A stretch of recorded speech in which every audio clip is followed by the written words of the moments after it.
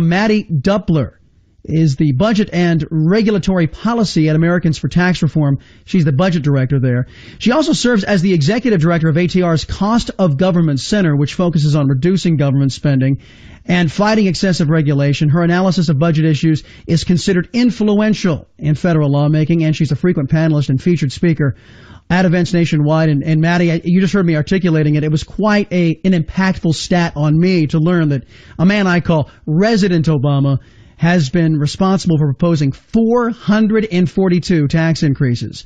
Exactly. It's been kind of a broken record for the last couple of years. And, what we did is we looked at the budget proposals that the president has put forward over the last 6 years and just compiled the tax hikes that would have happened had those been able to pass. Now, of course, his allies in Congress haven't even been willing to take up these budgets. The House Democrats last week voted down the president's budget. Only 2 Democrats are willing to fall on their swords for that one. So to say that this is a liberal wish list is almost an understatement of just how progressive this budget plan would be. And as you mentioned, you will add up all the tax hikes that he wanted to put into effect, and they total 442 tax hikes just for the first term and the first 2 years of his second term. I'm sure it'll be more of the same over the next 2 years.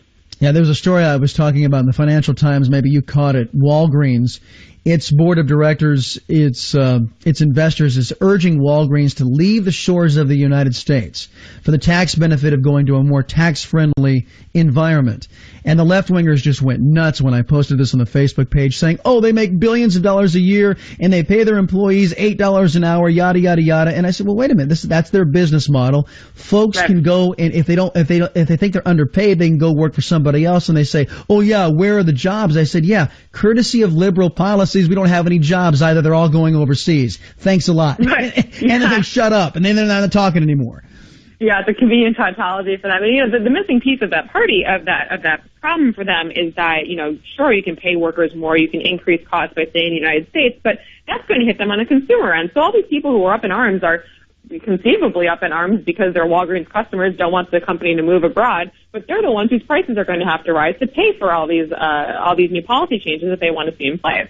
That is a point that I think doesn't get reported on enough. By the way, my guest is Mattie Duppler. She's the director of Budget and Regulatory Policy at Americans for Tax Reform.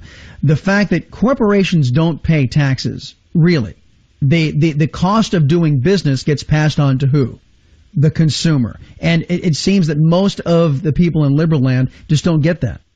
Yeah, that's true. And, there's a lot of aspects to this that are problematic. One is just the tax code that we have domestically, how this targets small businesses, how most people who are running a business in the United States aren't a big corporation. They're paying their taxes on the individual side of the code. And this is particularly onerous for folks who are trying to employ, as many people as they can in their local communities. We've seen this repeatedly over the past couple of months, employers cutting jobs, having to cut down workers for their employees because of Obamacare mandates. And again, this belies the notion that government can fix the jobs problem, can fix the economy, when in fact Washington has continued to make the problems worse and has continued to exacerbate what has been an extraordinarily weak recovery. We've had conversations with Dan Patrick, Senator Dan Patrick, who is running for lieutenant governor in our state here in Texas.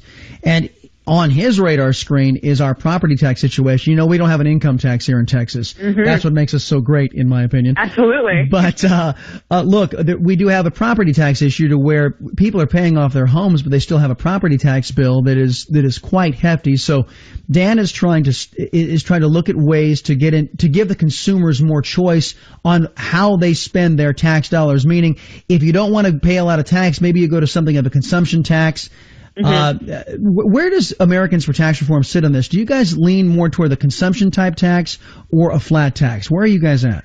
Well, we're looking for fewer, flatter, and fairer. I think looking at the tax code today, it's extraordinarily progressive, and that benefits no one. Doesn't benefit consumers, doesn't benefit taxpayers or job creators. So looking at what some of the states have done, especially this year, you've got a lot of Republican governors, a lot of Republican legislators who are really pushing very positive tax reform. Look at what happened in North Carolina, where they're dropping both the corporate and the business rate, corporate and the individual rates, and they're bringing in more income because of it. And we've seen this over the past, decades of tax reform at the federal level as well. In 1986, you drop the rates and you collapse what was an extraordinarily complex tax code, and you get more revenue because of it. So the dynamic feedback of having a simpler tax code, it should be popular with Republicans and Democrats, since Democrats are always interested in getting more revenue. This is the way to do it, except not at the expense of the economy and not at the expense of American jobs. And see, what I find is Democrats pay lip service to a simpler tax code, but when it comes down to actually putting their vote where their mouth is, they won't do it because typically this 70,000-page tax code, which none of us have an ability to fully comply with. Everybody within the sound of my voice is violating the U.S. tax code every single year because there's no way you can comply with a 70,000-page monstrosity that it is. Let me just say that right off the bat. So anytime the government wants to really put the screws to you, they can, because you violated tax law as a matter of course, because you can't fully comply. Not even the best CPA in the world can.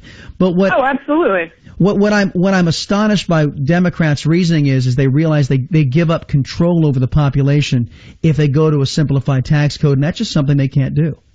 No, it's absolutely true. And it's always simpler for thee, but not for me, right? I mean, they always, like you said, pay lip service to an idea of fairness in the tax code, simplicity in the tax code, but then they support the president's essentially deparceling of his health care law to exempt big business, but to continue to tax American families. They always want to build in tax incentives for their own agenda, be it green energy, be it labor unions. They're always looking to exempt their guys from the tax code or create sweeteners for them.